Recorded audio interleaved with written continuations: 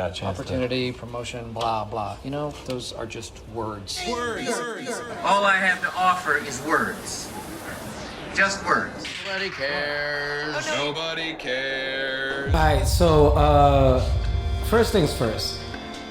I have not had time to rehearse shit or do any research or anything, and other than setting up this entire place. So, which is beautiful, by the way. Yeah. So thank Beautiful. you. Shout out to you. Thank you.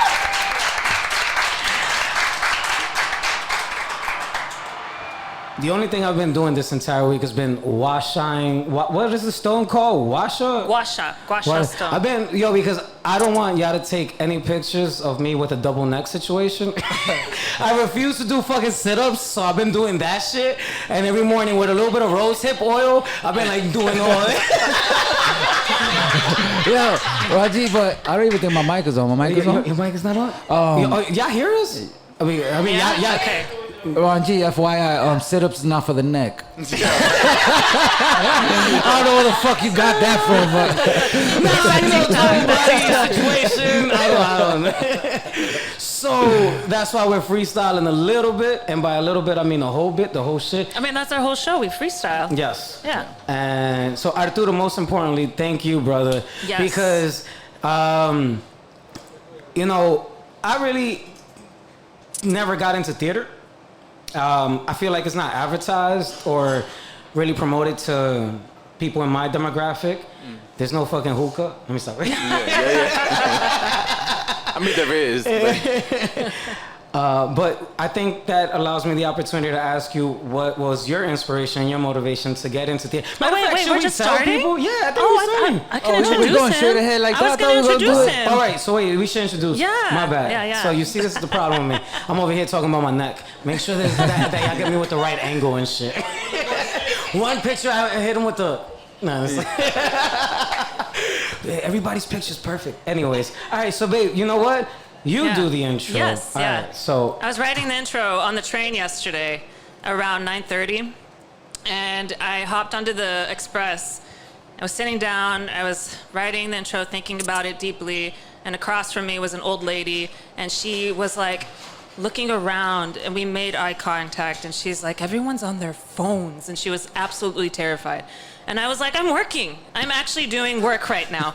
Anyway, and this was during the earthquake. Wait, this random lady just spoke to you out loud? Yeah, because I made eye contact with her. That's the worst thing you could do on the train. I know. But Worst thing. This was during the earthquake that I came to find out a couple minutes later after he number texted one, me. shout out to Dre. He was getting a shape up while the earthquake happened. So this motherfucker got a haircut. I had to go bald. Show it. I was like, yo, bro, just cut it all off. I'm not paying for this haircut. Oh my God. So he fucking texted me and he's like, yo, they fucked up my shape up, so I'm now wearing a hat. Which you probably would have done anyways. Anyways, go ahead, continue. Okay, so anyways, just wanted to share that side story. And not sure why that happened, I apologize. All good.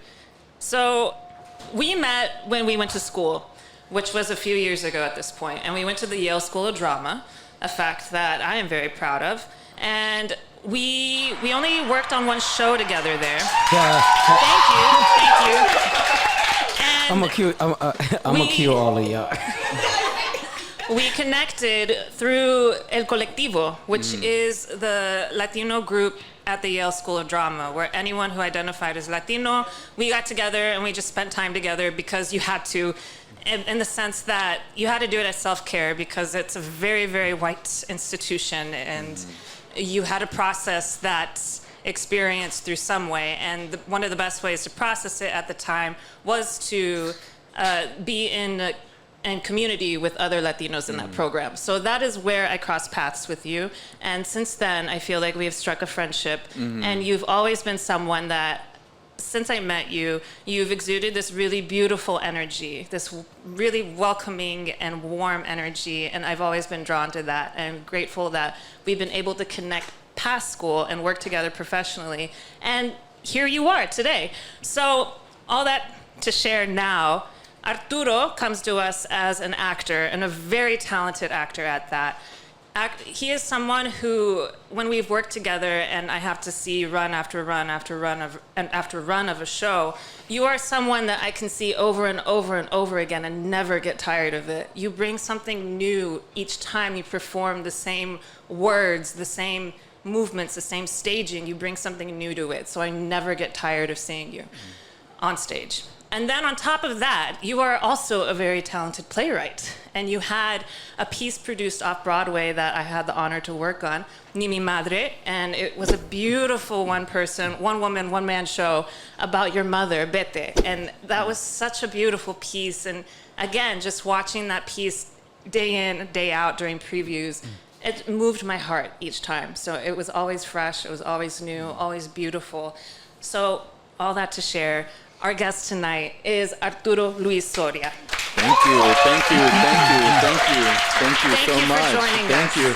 And it also just feels so appropriate. I just love that you were writing my intro like at 9:30 on the train, and like some vieja like looked at you. Like that oddly feels really appropriate to like write me an intro with some like vieja being like, "Mira que tú haces allí."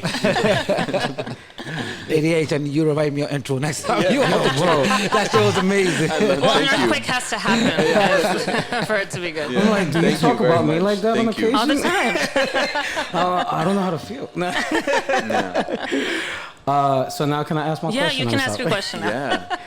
So what inspired you to get into theater, right? Like, is that your primary, because you're a playwright, and I saw your show, Ni Mi Madre, Fire. And my bad, yeah. Does anybody here know what an OBIE is? Nobody knows what an OBIE is. Cool. Oh, it's an award. It's an award. Yeah. Oscars of theater. Woo woo. Yeah. Yo, OBIE apparently is Oscar's friend, and he was the one that did the theater guy. And so it's like the prestigious award of theater. And I didn't know that until it came like in a nice little thing for you. And I'm super proud to not only have seen your show, but know that you also costume designed it. And I was just super excited.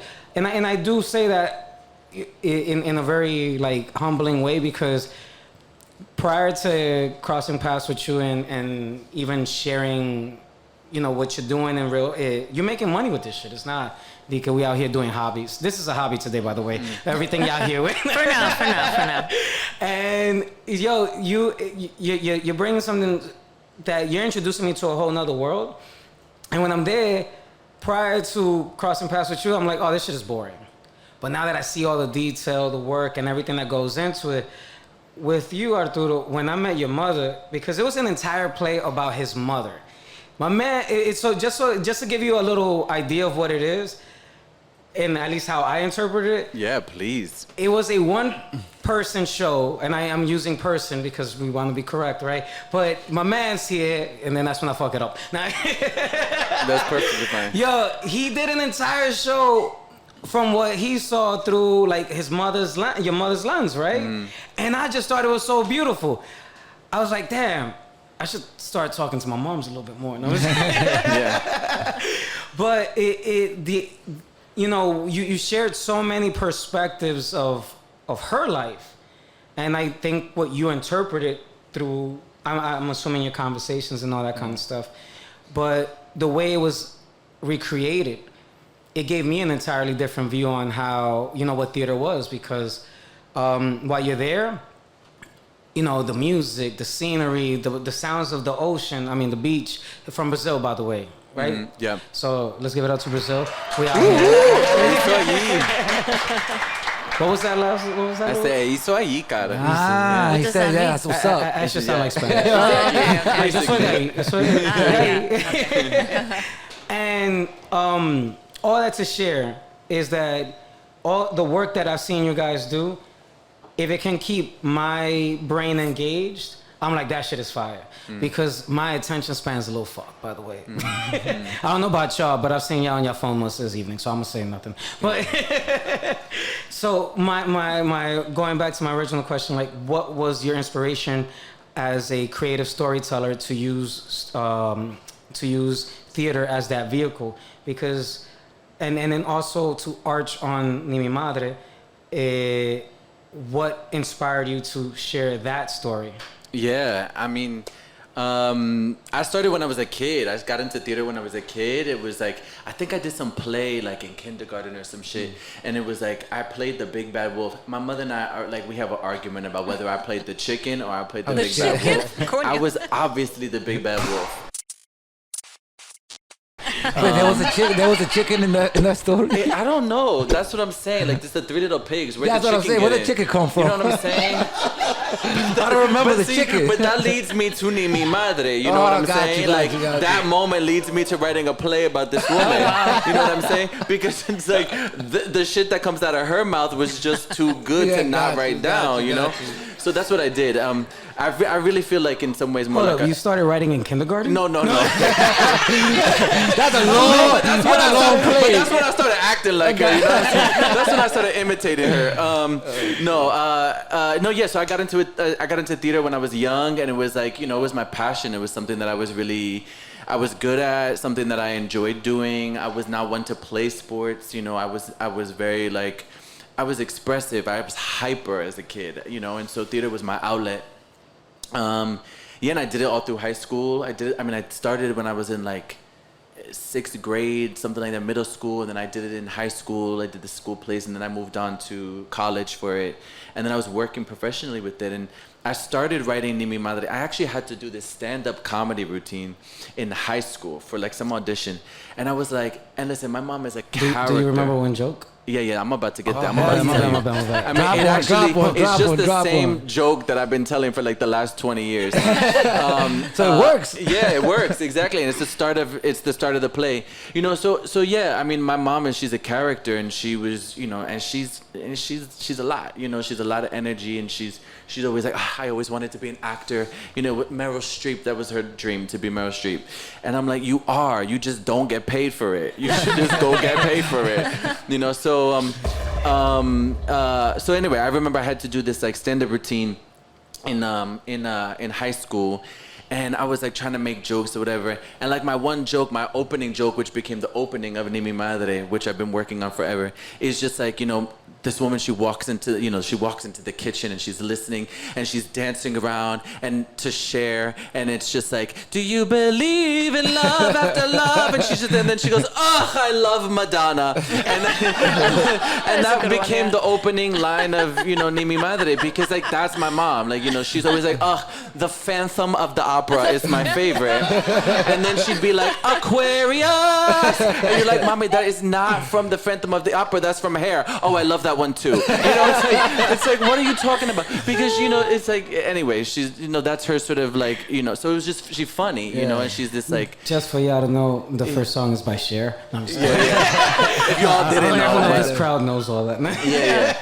So that's where I started in theater, and I started doing that, and then I started to write. Probably I started to really form that play in college. So how did you break it down to your mom that you're gonna write a whole play about? Oh yeah, like it was over dinner. How did that go? I didn't tell her. Oh shit! No, surprise! Did she find out opening day? No. So I started this in undergrad. I started writing this play in undergrad. It was for a solo performance class. You had to like write about your family, and I knew I came from a crazy family. Look, my mom is Brazilian Italian, raised in Brazil, then moved to Italy, raised in Italy, and then moved to the States. My dad is from Ecuador, but born in Spanish Harlem and raised in Brooklyn, and they split when I was really young. And she got remarried to my stepdad, who's from Dominican Republic. He's from La Capital. Yeah. You know, that's the They always come back. They always come back all day. Yeah. Que lo que, so that's the culture that you know I was raised in. Really was that culture, and my mom, she sort of like quickly adopted, you know, that culture too, and Brazil sort of became this like hidden secret. Like she didn't want to talk about it. You know, she would be like, "No, I'm Italian, I'm European, but speak like a Dominican." You know, you're like, what? So it's come back confusing. And then so that was like this, like Italian, you know, that speaks Dominican. Yeah, very weird. And then you know, like, and you know, my stepdad, he was married prior to a Puerto Rican, and so my younger brother's Puerto. So our family is very mixed. You know, we got Puerto Rican, Dominican, Ecuadorian, Dominican, Italian, right? And when we all got together, it was very very, very loud. It was loud. I can't imagine those parties. Yeah, you know, when we out in the food public and we're alone. talking and people are like, why are you yelling at each other? We're not. This is just family dinner. Like, actually, I'm saying it with love. I don't like your food, you know, like, you know. So that's Respectfully. that's how respectfully. Not even that word didn't exist. I know. I was like, that doesn't sound Respectfully, proper. I respect you. You live here. That's respect. You know, like, so that's the way we were raised. So it's like, you know, so it was just too funny not to write down. You know, I was like, I gotta write this stuff down. So I started to write it down. So I was in. To your point, I was in college. We had to do this little performance. I started to do this. I started to improvise it. And I was doing it from my perspective, me trying to tell my story. It was like kind of funny. Not really. But then one day I got so tired. I said, fuck it. I put on a dress and I came into the classroom and I with my journals and all my things and I put them on the table and I just became my mother. And I became my mother talking about me. And I became my mother talking about me and my childhood. And then I became my mother playing her, reading my journals that I wrote about her. So it became this like mind fuck, you know? And that's when it became scary. That's when it became really scary. And that's when it became funny. And that's when the character left off the page. And I just quickly realized that there was no space for me in this play. You know, it was clearly her play. And I was just there to report, you know? And so when we taped it and I finally brought it home the very first time and I showed my family, my siblings cracked up, my cousins cracked up, like my papa, everyone started laughing. And my mom just like, she was laughing too, but then quickly was like, that's not me. That's a character you created.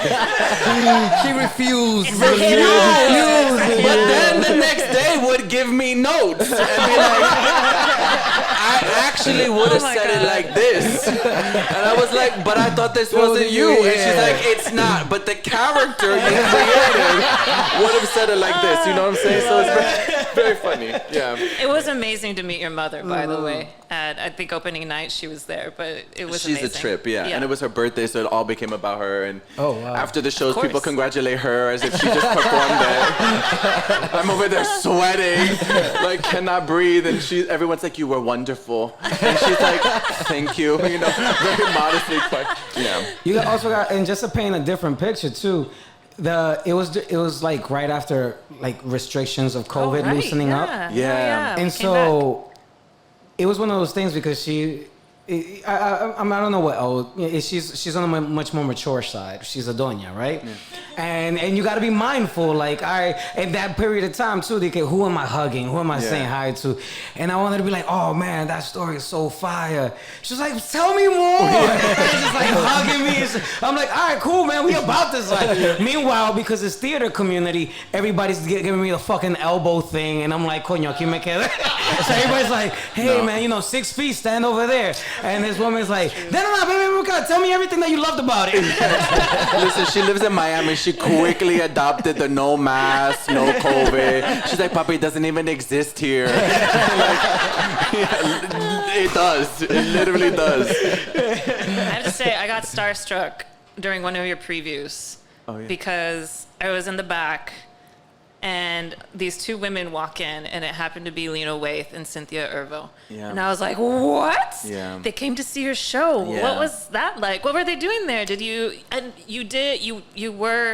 I read that you were a part of Lena Waithe's mentorship program. Yeah. Is that correct? Yeah. Yeah. So I had gotten actually right at the start of 21, I had gotten, what did you say? I can't say I booked it. I didn't book it. I got accepted. There you go. Coño. It takes a minute. I got accepted into... Formulate words. Yeah, thoughts, right. Just words. Just words. Nobody cares.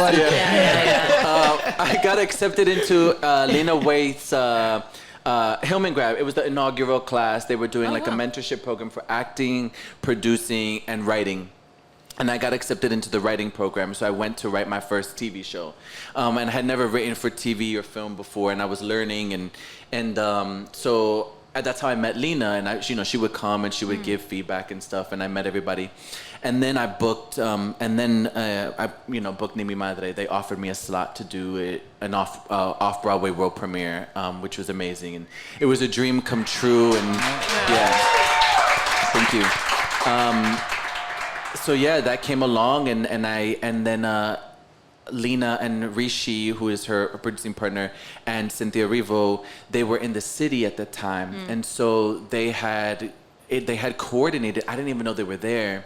They had coordinated to come see the show, which was amazing, and to support. And I remember like stepping out on stage and like, because it's a small theater, it's like, no bigger than this. No? And I can see, to the back, and I'm looking at the back of the theater, and I'm like, is that? Oh shit! Like in the middle of the thing, I'm like, that's Cynthia Erivo, that's Lena Waithe. And so it was cool. They were super complimentary afterwards. They loved the show, and I just remember like Cynthia just like immediately grabbed me and gave me this big hug, and she just like would not let go. And I was like, all right, we in this. I love you too, I keep hugging, And she just gave me like a big hug, and she just was, like, that was amazing. That like, thank you for that. Like, it was beautiful, and Lena was super complimentary too. And so, yeah, I mean, like, props to them for coming out and supporting, because it's hard, I'm looking at Dre's eyes, and he doesn't know any of those names. Yeah, that's true. That's true who they are. It's not the names. It's that light is right on. It might look like I'm thinking, but I'm squinting. but at the same time, remind me who those people are. That too. So I was trying to divert it to you, but talk to me like I'm too. Cynthia Erivo, she was in The Color Purple on Broadway. She won a Tony Award for that. All right. She's a big time actor. She's in the new Wicked. She's in the new Wicked, the movie coming out. Oh, in the movie, yeah. the man. She plays Elphaba. Nigga, y'all all knew who she was. Now I know. She played Harriet Tubman in the movie, nominated for the Oscar. She a big deal. She's big time. So she made time to see your shit? Yeah, that's what I'm saying. Like, it was really amazing. And then Lena Waithe is, she did Master of None and won the Emmy Award for writing. And she created The Shy on TV. And so, that's right. Yeah, and so she's a big time producer, writer, and actor as well. Yes. Yeah. I knew who they were. I was just asking them. Yeah. You ain't know who they were. You throwing it on me. I was asking for Dre. and the crowd, too. We have a crowd. Yeah. They did costumes for NI MI MADRE, which was amazing, and she built this beautiful dress. Oh my God, that dress! And working with you was like super organic and easy, and especially in a process like that where it's so like tense. It's like Haydee came in, it was just always like easy, and she's like, "Hey, what are we working on today? And how would you like this to be? And yeah, let's work on that. Okay, let's do this." Like, it was just so like. It just flowed, I'm glad you felt that way. Yeah. And I thought it was beautiful, yeah. It's easy working with you. And the dress, it's a dress that looks very easy, and you wear it very easy. It wanted to be easy, but actually it took a lot of steps to make it easy. It took a lot of work to do that. So, yeah. Y'all only worked on one show together? No, we worked on three. Three, yeah. Oh, wow. The last one was Wet Brain. Yeah. Last year. Yeah. So They didn't know about Wet Brain. Y'all got an OB, right? So y'all got an OB together. Y'all got an OB together. I got an OB. Yes, for design, yeah.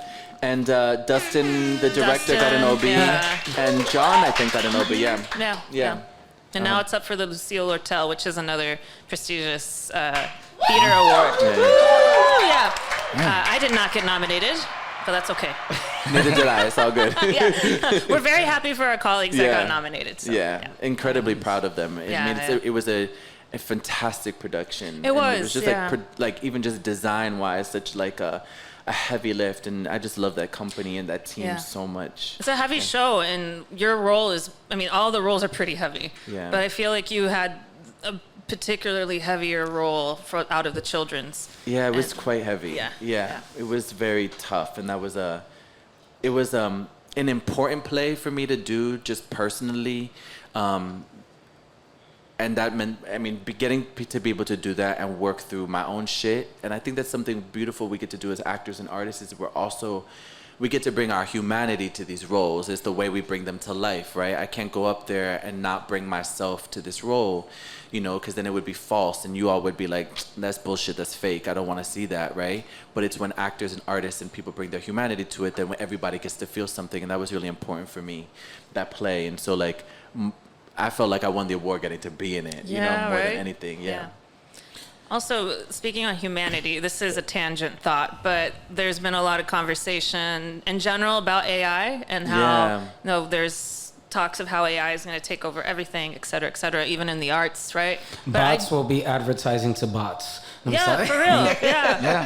but I think the more, like, the more humanity that we continue doing in our work, whether it's here in the podcast or on the stage or in the writing that we do, I think that is a protection against the bots in the end. Yeah. Oh, shit, damn, you're dropping bombs. Because there was a moment, it was in a first rehearsal a week or so ago, and the social media manager, he said something that stuck with me, and he's like, I am here to capture your humanity and spread it out to the world, because that's what sells and that's what gets done. Damn, shout out to him. Oh, you're right. Humanity. It's our humanity. So, yeah.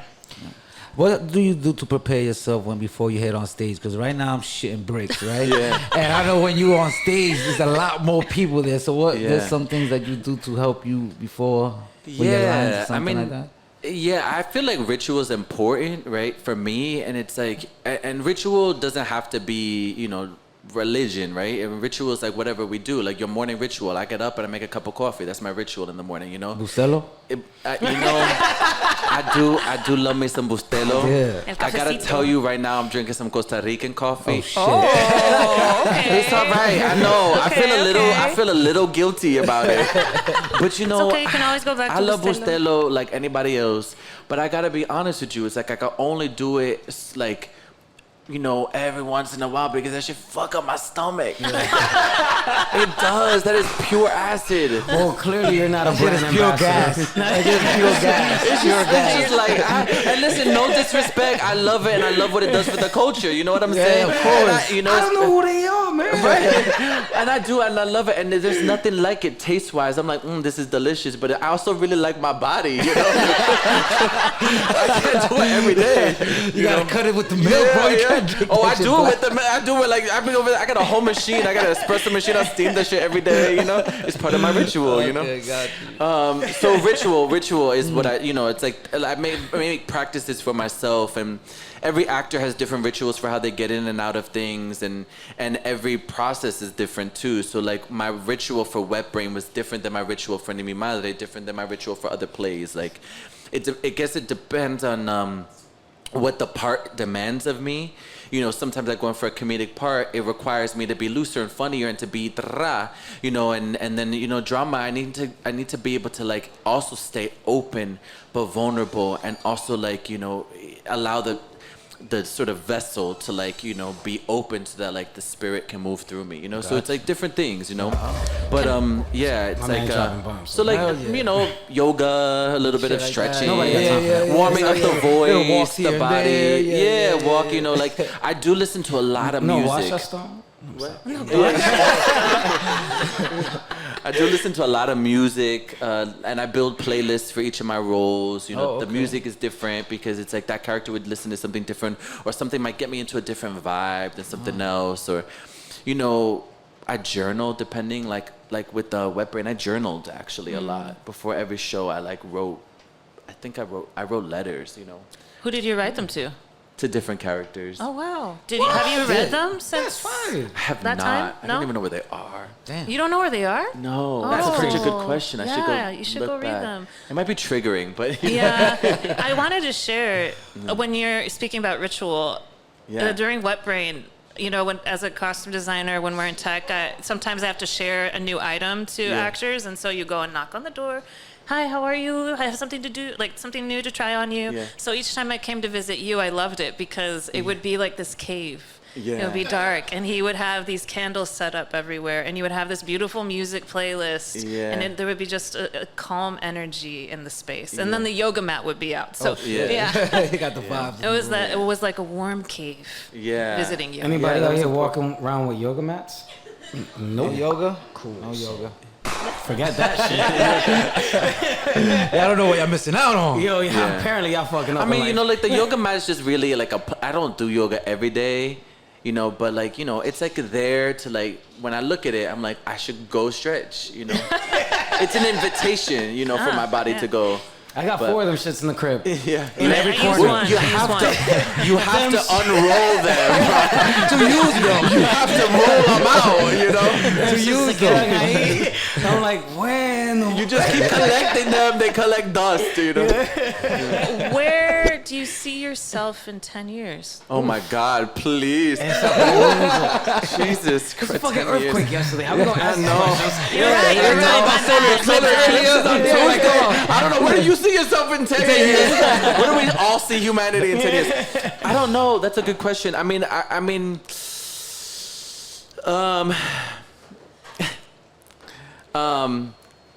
with the bigger paycheck, that'd be nice. Yeah. All of us.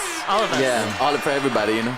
That'd be nice. We need to manifest thought Yeah. into words for intention. Yeah, exactly. Words, When I say just words, nobody cares, by the way. The name of that title is because when we're having meaningful conversation and we come together like what we're doing today, apparently it's just words, nobody cares. Yeah. But when we do dumb ratchet shit, apparently everybody fucking pays attention. So that's the significance behind the title and the name of Just Words, Nobody Cares. It's like, it's supposed to be an ironic take on it, but nobody ever gets that shit, so I'm just explaining it right now. No, I'm glad you explained it because I was curious, and I think that's like that's a really good explanation. Now we're gonna make shirts that explains the whole shit. No, Might as well. Before every episode. Before every episode, we're gonna explain the whole shit. I'm gonna fucking sell shirts with a whole mission statement. Please do.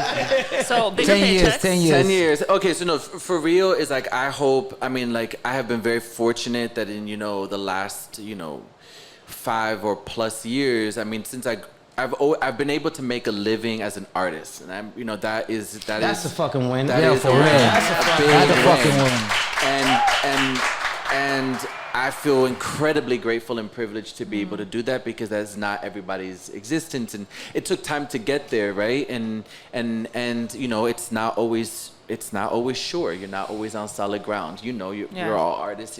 It's not always solid ground. It's like you're always thinking ahead. But what I want to be in 10 years is I'd like to be further along in my career, be able to like continue to, actually I'm gonna steal like a friend's. When I asked him a similar question, he's like, I want to make dope shit, I want to do dope shit, and I want to like spend time with my people and do it with them. Oh yeah. And that seems like that seems like the best thing that you can do is like, I want to continue to create, and I hope I'm creating. I want to, continue to go on adventures. I just did scuba diving for the first time. Right. And like it's been on my bucket list for like 20 years, and I was like, fuck, I'm Wait, how old are you? I'm up there. A lady never tells. We don't talk about that. We don't talk about that. Como 27, no? It's like, No, I don't. I'm in my late 30s. Don't worry, I'm there too. Yeah, exactly. We good. But you can still cast me young. That was for the casting directors out there listening.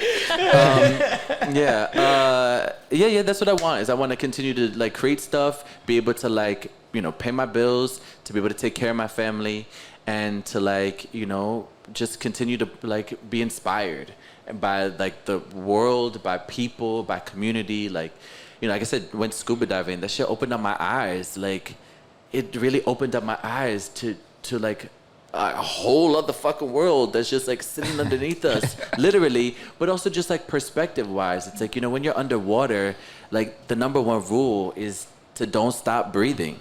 Yeah. That's like, you think it's counterintuitive. I You're hope so. I underwater. hope that's You the gotta number hold your one breath. rule. No, they're like, never stop breathing. And you're like, that's like a good life lesson, when you're like, breathing. when you feel like you're drowning and Keep you're breathing. sinking, just keep breathing, And You're don't fine. panic. Don't It's a good- panic. don't Yeah, panic, don't and panic. don't panic. Yeah. You've been what scuba fucking diving? YMCA classes have you been taking? He's like, Don't I panic. just swim lessons. He said, don't panic. Don't panic. What was that example? That's true. Flailing arms. Flailing arms. It really changed. That phrase is like, I was talking to my partner and he was like, I feel like I'm treading water. And I said, babe, but you just learned how to swim underwater. Oh shit. Like you literally just like why are you working so hard to keep your head above the water? Why don't you just sink a little bit? Swim around, enjoy the view.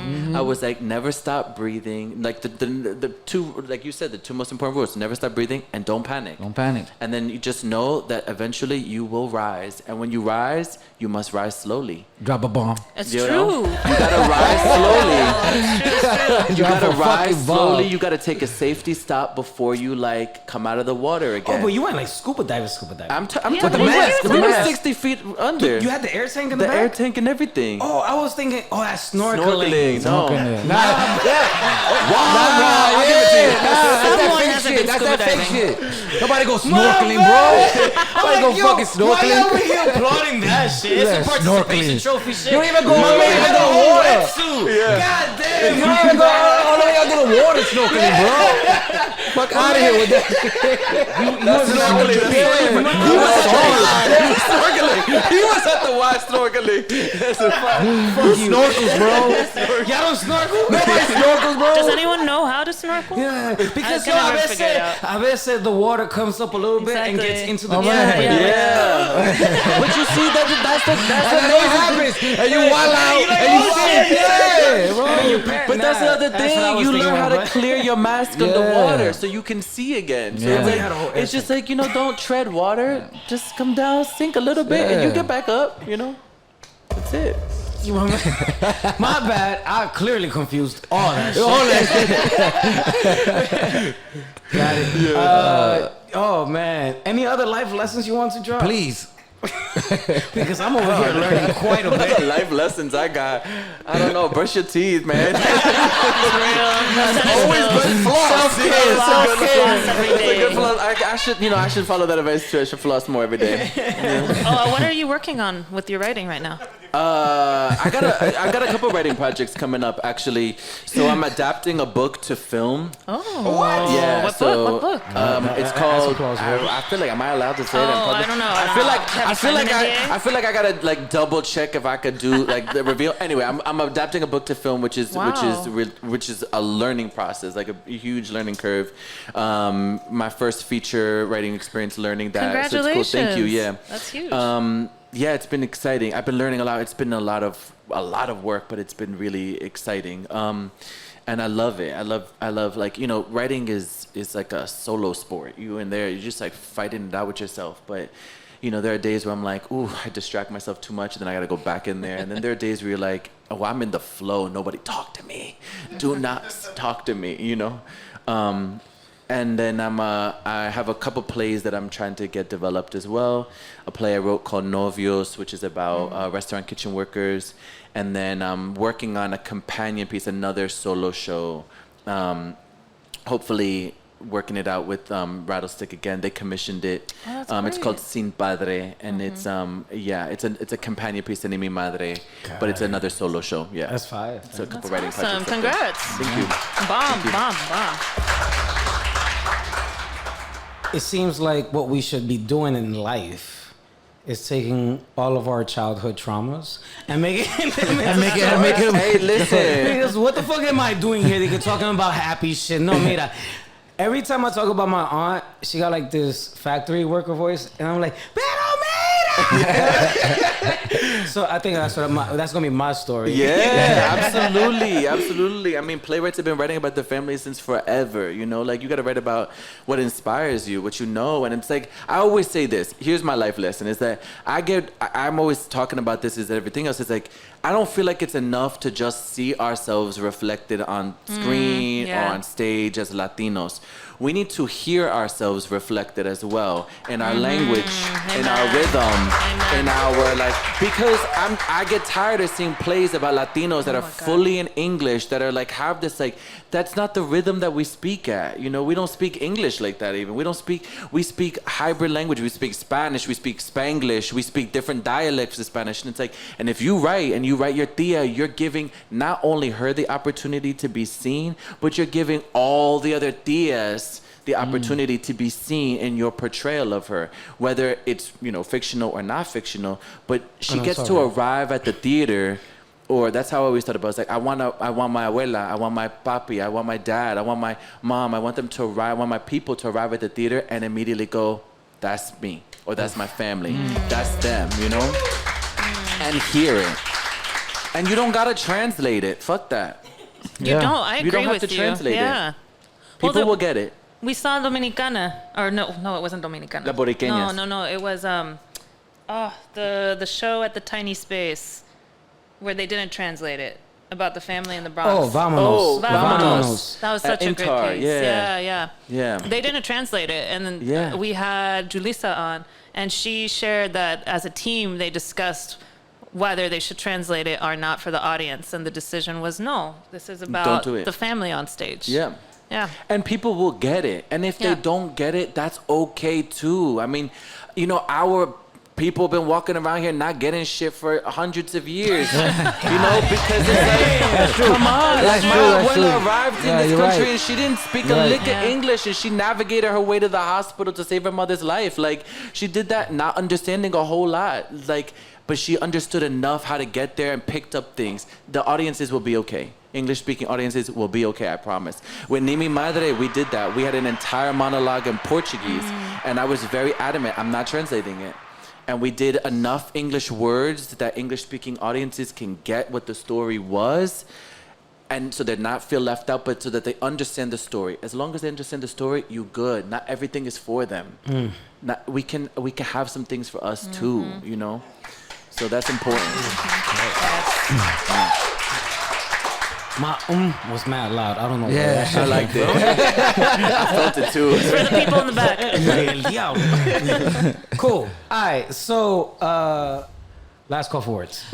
Last call for words. I would like to thank our brother Arturo. I'm giving you a pound. Yeah. Thank you for all your life lessons and everything. And thank you for your great story. I want to thank the audience for being so participant and showing so much love for our first live show.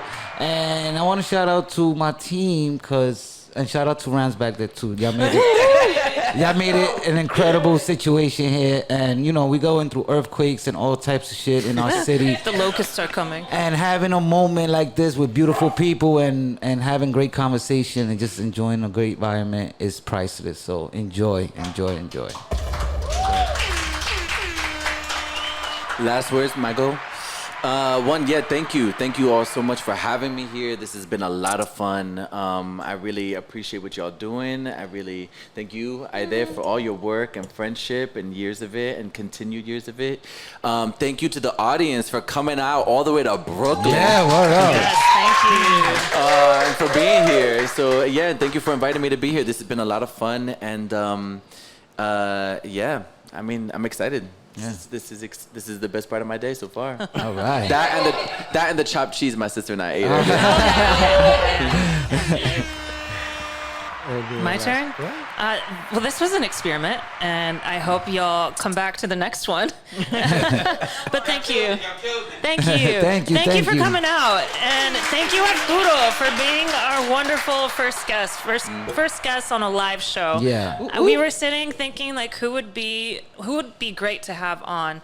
And because you have such a warm, beautiful energy to you, and you are an accomplished artist as is, you were the perfect fit for this, and also hopefully for many more to come too. Thank you. So I look forward to seeing everything that you're going to be working on in the future and what we will work on in the future together. And my last call for words, humanity. I think I'm really wanting to embrace more humanity. That's where I'm at right now. I think I've always been there too, but just seeing all the road markers around us with the AI and everything, it's like, oh, I think that my instincts have been pretty spot on, and I think they'll continue to be spot on, and I think it's reminding myself that humanity is important. So Beautiful.